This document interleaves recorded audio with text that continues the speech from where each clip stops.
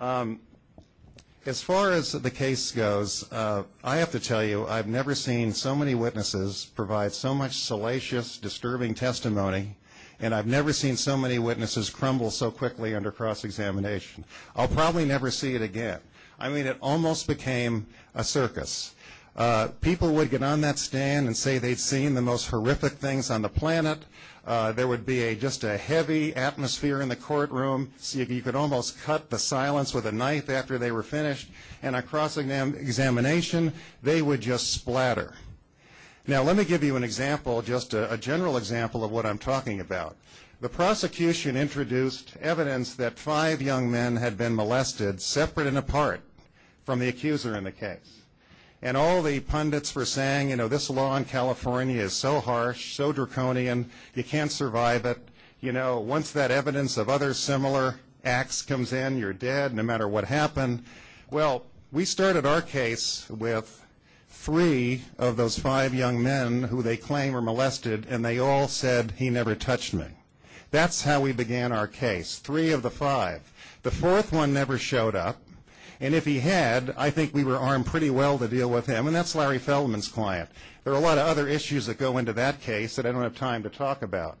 But let's just say that I had a lot of information to go after him on, not to mention the profit motive. Why do you take money and not go to the police and prosecute?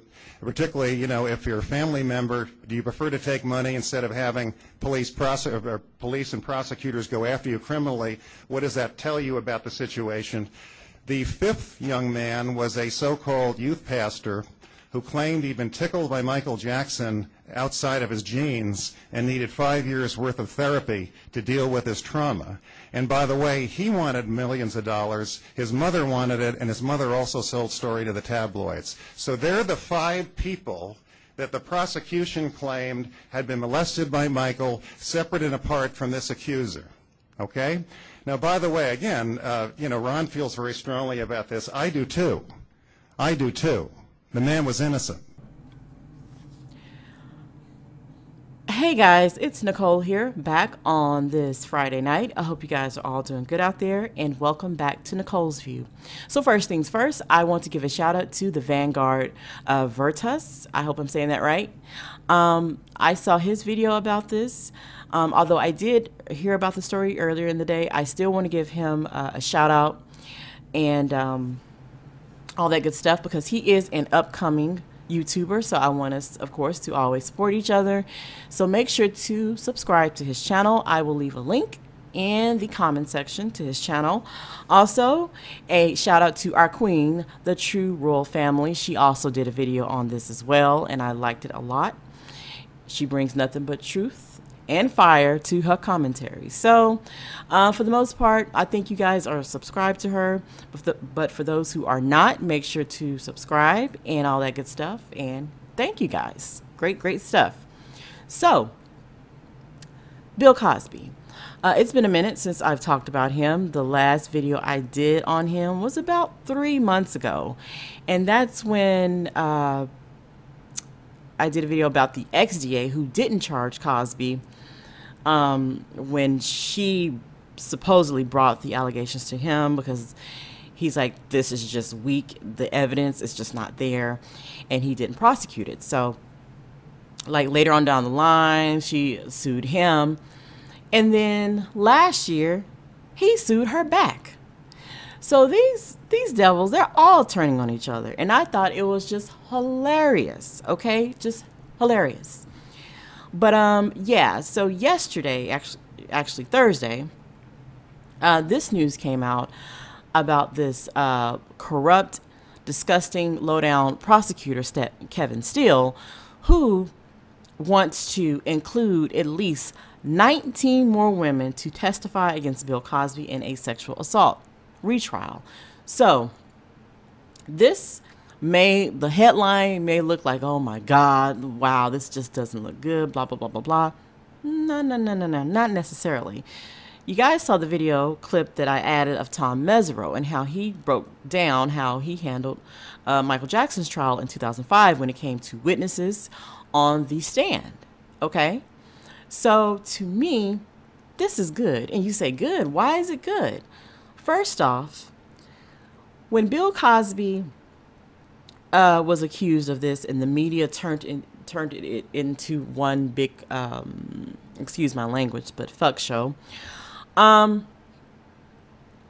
We saw the interviews on CNN, just everywhere. We saw the TV specials, the magazine covers, the daytime talk shows when some would go on there. We saw them all.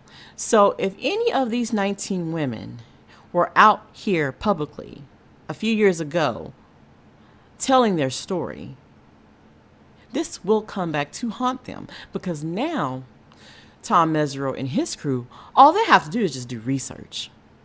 All they have to do is research, and it's actually not that hard to find. Even though they are the professionals in the legal system, I guarantee you, not only will they find stuff that we don't even know, but all they have to do is just look it up. This is how he was able to destroy Tom Snetton and his fraudulent fake trial against Michael in 2005. That's all he's going to do. So he's just going to methodically go through each and every one of their stories, and he's going to be like, well, wait a minute. That's not what you said. The Perry Mason moment. And that is what I am waiting for. Those moments, when they've been caught. And it's going to be interesting to see. It's going to be interesting to see if this judge continues to play the game and let this DA get away with this, or if he's just going to only allow a handful. We'll see what happens, but it doesn't surprise me what this, in my opinion, racist devil is doing. So I'm reading this from oxygen.com, and it says, prosecution asks judge to let 19 more women to testify against Bill Cosby in sexual assault retrial. Comedian Bill Cosby has faced a handful of accusations of sexual assault in the past, which allegedly includes the drugging of several women for the purposes of non-consensual sex. I just don't believe it. Cosby has been embroiled in legal battles to fight against the accusations. Now, prosecutors are calling for an additional 19 women to offer testimony on the matter. According to Jezebel, District Attorney Kevin Steele is calling on more than a dozen women to testify about Cosby's use of drugs and sexual assault at Cosby's retrial. The request was reportedly filed yesterday in Montgomery County, Pennsylvania.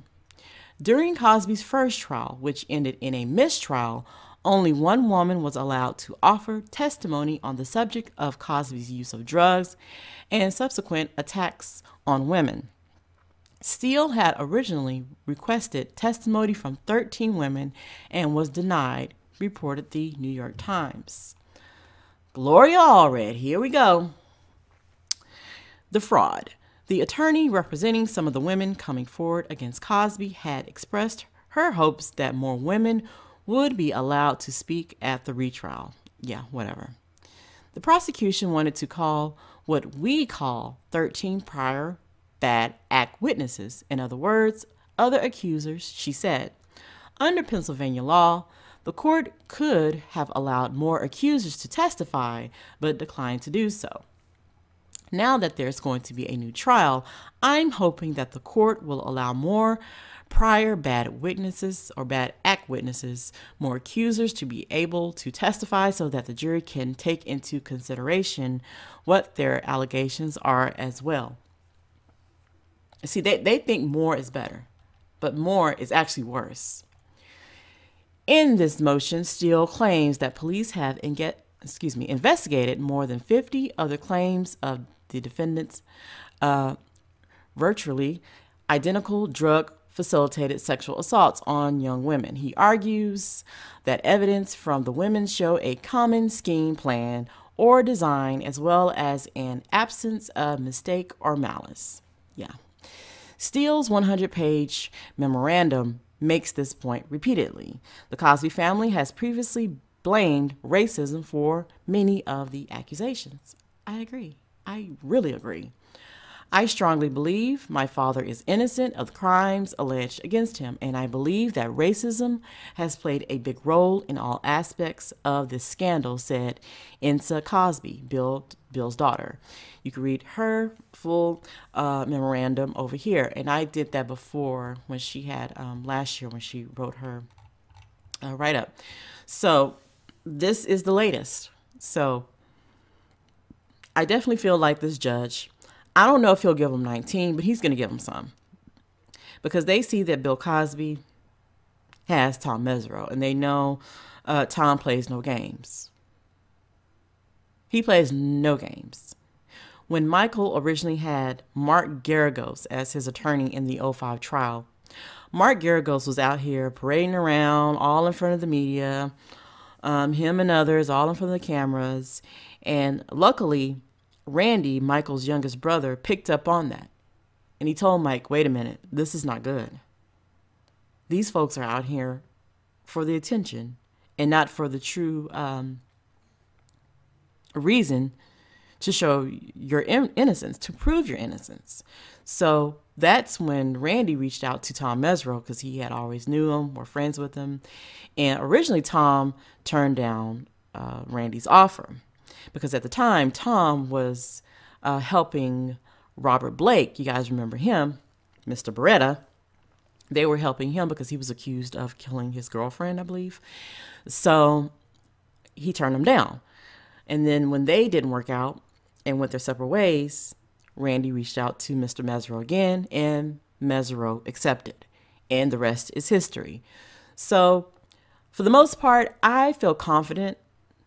I'm not going to say it's a guarantee, because nothing in this system is guaranteed. But I will say that I feel that Cosby has truth on his side. I feel like it will work out for him. That's just the feeling I get. And God forbid if it doesn't work out for Cosby, man, oh man. If these devils actually put this man in prison, oh, can you imagine the hell that's going to break loose? But for some reason, I'm just not getting that vibe. I'm not getting that vibe. But hey, I could be totally wrong. But in my opinion, this case is weak as hell. And if they get a good jury, a decent jury,